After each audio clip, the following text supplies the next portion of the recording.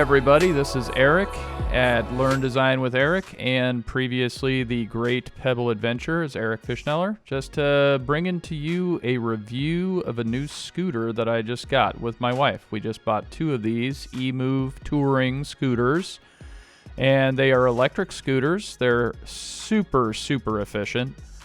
They comparing an electric scooter to a car, you're basically going like 100 miles for like essentially like $1 or something. It's ridiculous. So these little scooters are electric. They've got lithium batteries in them.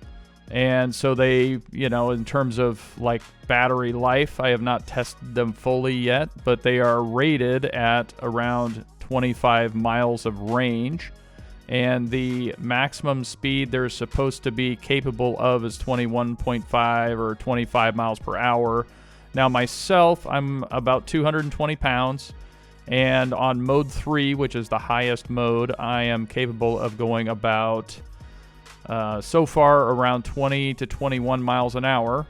My highest speed the other day when I was out riding with my wife was 23 miles an hour. But that may have actually happened during a slight downhill, so that is certainly within the realms of possibility. So one of the things that I really love about the thing is it folds tiny. It is easy to ride, very confidently riding it, even the very first time I rode it. It's got really great suspension, full suspension on the front and rear. It's got a really neat little trigger style throttle, which originally when I tried it I wasn't really a fan, but that was because it was angled in kind of a weird position, and now that it's angled more appropriately for me, I find it to be very comfortable. And it's got a decent level of adjustment in terms of, it's not either on or off, unlike the pedal throttle. I have ridden this thing in traffic downtown, and I found it to be quite good. I mean, not unlike riding a bike in that kind of traffic conditions. You just have to watch out for cars, make sure that they're not, don't do anything you wouldn't do if you were invisible. The old adage of trying to keep from getting run over. Watch out for people opening doors, watch out for cross traffic that isn't going to see you, because even though I'm 6'4" and wearing a bright red shirt, they don't see me because they're too busy talking on the phone, changing the station on their radio, etc. But it's very quick. Get up and go much quicker than a typical bike. And of course, you don't have to pedal, so you're not getting sweaty. Even if it's a 90-plus degree day like the day that I rode downtown, you're just not getting hot and sweaty because all you've got is the breeze effect, and you're just literally standing there. There's just a little bit of muscle use when you're kind of leaning and keeping balanced, but you're not going to get exercise riding one of these things. It's not that type of a machine. I ride it because it's just fun. I mean, super fun. My wife and I rode down to the store and got some groceries, and, literally almost as quick to ride this thing down to the store versus driving, because, on city streets or in the neighborhood where the speed limit is 35, you can take this thing on bike trails and like cut through. You can, you can ride on in areas where cars cannot go, and, shorten the time of your commute. So let's just talk a little bit about this thing. So we got them because we didn't want to have to get a bike rack and put it on the back of our RV. And we're going to use them primarily when we go on RV trips. Although I'm just finding that it's just super fun to ride around town on them. So, I'm finding that I'm going out more and just cruising around because it's fun. And, there's nothing wrong with that. So they weigh about 39 to 40 pounds. And so they're relatively easy to pick up and carry. Obviously, if you've got a 4-flight stairwell that you're carrying these up, you might consider getting one that's a little bit lighter weight. There are some others that have lighter weight, but you're not going to get lighter weight and amazing suspension. And this thing does have really, truly amazing suspension. I mean, I've ridden some higher end ones, like the Mantis 8, which is a significantly more expensive machine.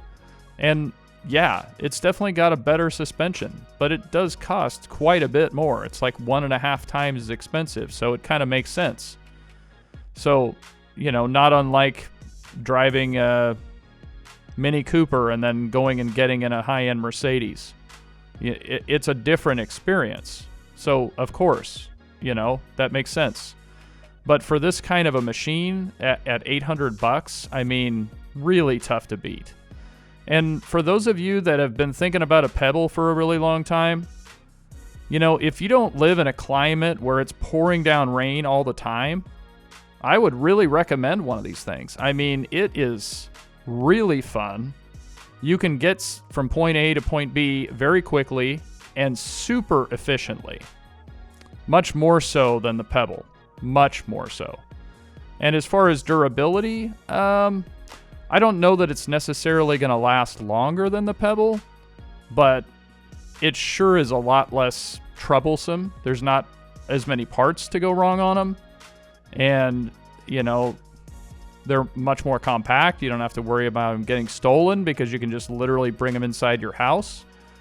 We went on a night ride the other night and just kind of cruised around, and I took a little bit of footage so you could see what the lighting was like. They've got lighting on the deck, forward and rear, some white lights in the front that kind of shine out to the sides, and some red lights in the back that shine back. And then, of course, there's a brake light, so when you push the brakes, it you know, brightens the red light to let people know that you're stopping. There is a front headlight on it. And then there's two types of horns. There's like a bang bang horn, and then there's a little ding ding horn. And I appreciate that there's, you know, both types, a bell and a horn, because, you know, in traffic, a big bang bang horn is a good thing. But when you're on the bike trail, I find those loud type of horn to be a little bit too harsh and distracting for people. So there's 3 different modes of speed. There is mode 1 is like maybe 8 to 12 miles per hour. Mode 2 is like maybe 15 to 17 miles an hour, or 14 to 17 miles an hour. And mode 3 is the highest speed. And when I did that the other day, our average went from 16 to 17 miles per hour up to 18 to 20 miles per hour. So it's quite a bit faster. It's got quite a bit more torque. So if you've got an overpass you're going up, or, you know, a decent sized hill, then you're going to want to use mode 3. Or if you just want to get somewhere really fast, just recognize that the one downside of this scooter really is that there is only one brake, and it's a rear brake. And it's a drum brake. And I like the drum, don't get me wrong. I'm a big fan of drum brakes. It does have the one downside with this one is that the rear wheel is a solid wheel. And so you've got a solid wheel with a brake on it. And in dry conditions, that is not really a problem. But in any sort of wet conditions, it could be kind of dangerous.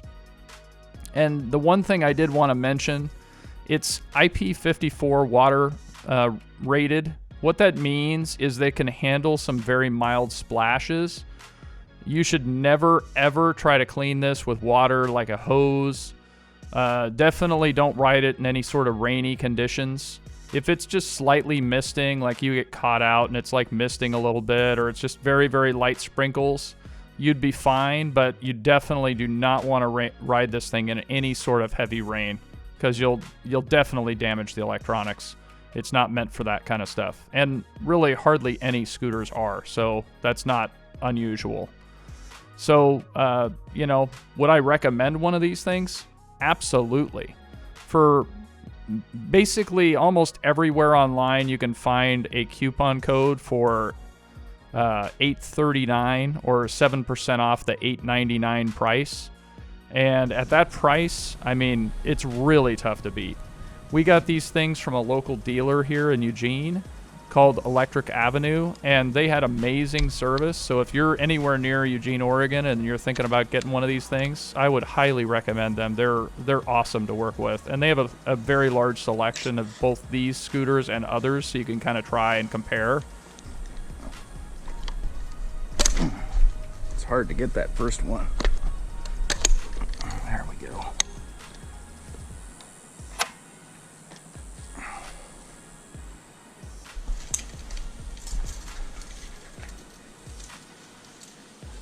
about 44 inches by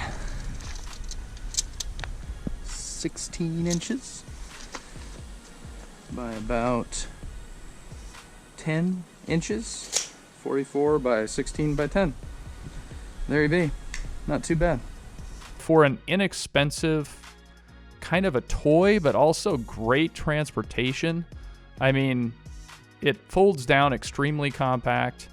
It's relatively lightweight. You can bring it inside. You don't have to worry about it getting jacked by, a thief. I mean, you could literally fold it up and put it in a shopping cart when you go shopping.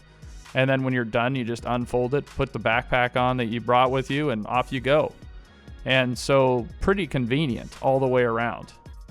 Hey, just super, super fun. So I would highly recommend checking out an electric scooter if you've been dreaming about the Pebble and you just want to have some sort of a fun ride that is efficient.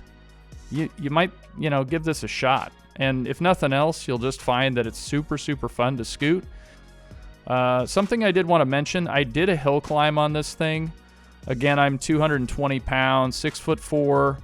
I went on the same exact hill that I used to test the Pebble on, the really stupid 18% grade hill that even my car doesn't like going up. And needless to say, this little 500-watt scooter was not capable of bringing me up that hill. Once I kind of stopped trying to use the motor only and kicked up the hill, as in put my foot down and pushed, then I was able to make it up the hill without really too much effort. But it's not really capable of carrying you up a hill like that. Has no trouble taking me over overpasses, over bike bridges, and those kinds of things. Just recognize that your local authorities may recognize that that is not a viable bicycle. It's not a people-powered vehicle. So around here, generally it is accepted on streets like this. Technically speaking, you're not allowed to ride them on bike trails. People are doing it. I'm doing it. And I think the key with that is just be courteous to other people.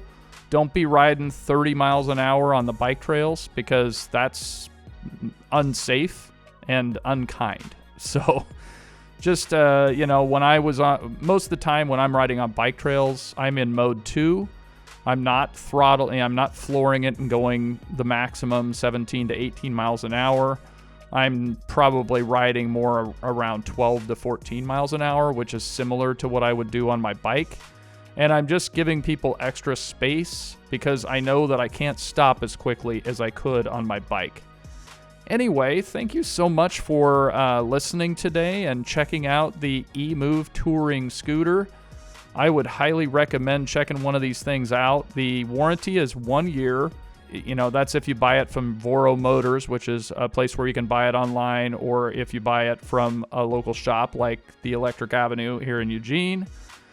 Just a really great, fun experience to ride an electric scooter.